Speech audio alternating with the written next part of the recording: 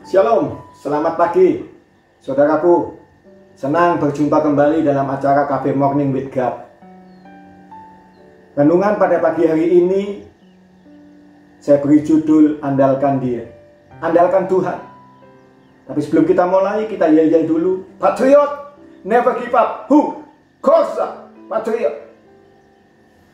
Injil Yohanes 15 ayat 16, firman Tuhan tulis seperti ini, saudaraku. Bukan kamu yang memilih aku. Hanya huruf besar. Jadi dengan kata lain, bukan kita yang pilih Tuhan, tapi akulah yang memilih kamu. Aku Tuhan yang memilih kamu. Dan sesudah memilih, aku menetapkan kamu, menetapkan kita, supaya kita pergi. Dan bukan hanya pergi, firman Tuhan tulis, dan kita menghasilkan buah. Dan buah itu, Alkitab, firman Tuhan tulis, buah itu harus tetap. Supaya apa, saudaraku? Supaya apa yang kita minta kepada Bapa dalam nama Yesus, diberikannya kepada kita. Wow, ini firman Tuhan yang luar biasa. Ternyata bukan kita yang pilih Tuhan, tapi Tuhan yang pilih kita. Ada 4 nilai yang pagi hari ini kita bisa pelajari daripada kebenaran firman Tuhan ini. Nilai pertama, bukan kita yang pilih Dia, tapi Dia yang pilih kita. Yang saya tahu, saudaraku, firman Tuhan mencatat orang pilihan Tuhan pasti dibelanya. Alkitab mencatat bagaimana Tuhan dulu pilih Daud. Saya mau katakan Tuhan bela mati-matian Daud. Firman Tuhan tidak pernah berubah, saudaraku. Dulu, sekarang, selamanya, saya mau katakan tetap. Kalau dulu Daud dipilih dan dibela Tuhan mati-matian, begitu juga kita hari-hari ini, saudara. Kalau Tuhan pilih kita, percaya bahwa Dia pasti bela mati-matian kita. Orang dipilih bukan gak punya masalah. Kita mencatat masalah Daud. Oh, begitu banyak. Oh, tapi saya mau yakinkan buat saudara dan diri saya, pembelaan Tuhan juga begitu banyak. Semakin banyak masalah, semakin banyak pembelaan Tuhan. Sampai hari ini hukum itu tetap. Firman Tuhan tidak pernah berubah. Yuk, come on, andalkan Dia.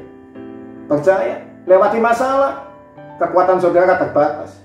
Tapi percaya gini, Tuhan yang pilih saudara dan saya. Begitu juga Tuhan pilih Daud, Tuhan bela Daud. Kalau Tuhan pilih saudara dan saya, Tuhan pasti bela saudara dan saya. Itu nilai pertama. Nilai yang kedua, oh lebih keren, saudara. Apa itu, saudara? Ditetapkan. Saudara, yang saya tahu, dunia punya kriteria ketika menetapkan seseorang jadi pemimpin. Seumpama presiden. Oh, kriterianya harus seperti ini. Sudah disurvei dengan cermat. Saya mau katakan begini. Alkitab tulis dari ujung rambut sampai ujung kaki. Tuhan tahu. Tuhan jelas menulis dalam kebenaran firman Tuhan berapa jumlah rambut kita. Dia tahu.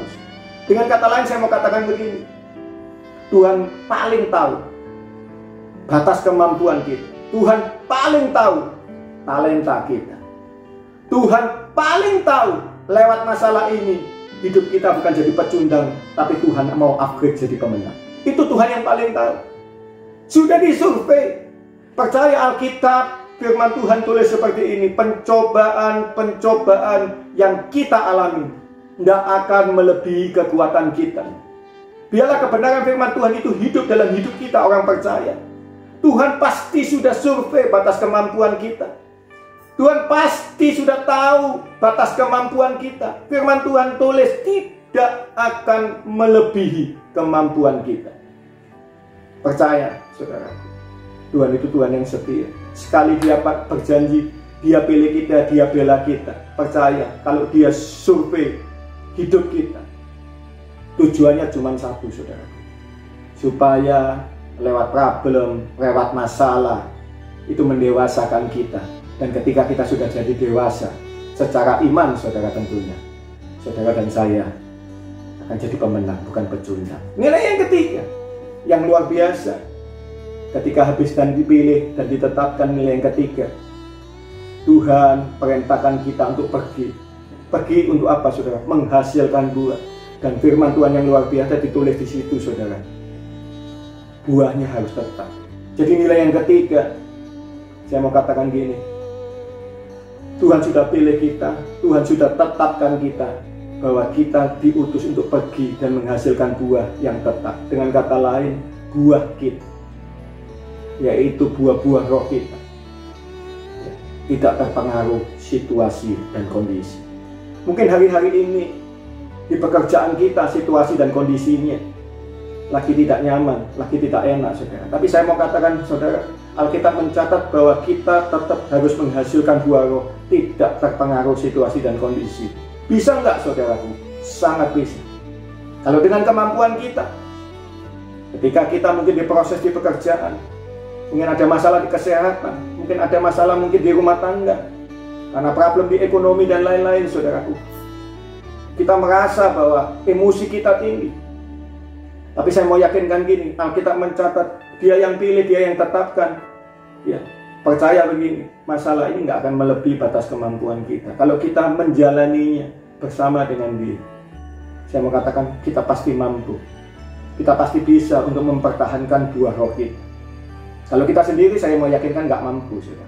Yang keempat, yang terakhir, supaya apa, saudara? Apa yang kita minta dalam nama Bapa, di dalam nama Yesus, diberikan Bapa kepada kita. Yang keempat, nilai yang keempat ini nilai yang luar biasa, yaitu Tuhan ingin setiap daripada kita, ketika kita habis dipilih, ditetapkan, dan kita pergi menghasilkan buah-buah roh yang tetap bersama dengan Dia, supaya kita apa, saudara? Mengecap kebaikan Tuhan. Kata mengecap dan ngecap itu bedanya hanya di pelafalan, saudara. Kalau kita ngecap kebaikan Tuhan, itu dengan kata lain, apa kata orang, Tuhan itu baik. Tapi kalau ngecap, itu kita baru merasakan bahwa secara pribadi Tuhan itu baik. Ketika orang ngecap, gampang berubah, saudara. Kena tekanan dikit, berubah, saudara. Dari gampang bersyukur, jadi gampang bersungut-sungut. Tapi ketika orang ngecap kebaikan Tuhan, tidak gampang lupa, saudara. Kalau dulu Tuhan tolong saya, sampai hari ini pun Tuhan tolong saya, dan sampai kapanpun Tuhan tetap tolong saya. Ini firman Tuhan, saudara, pagi hari ini. Saya percaya supaya kebenaran firman Tuhan ini memberkati saudara dan memberkati hidup saya. JFM, we are the shepherd. JFM, we are the shepherd. JFM for His glory. Thank you. Tuhan berkati.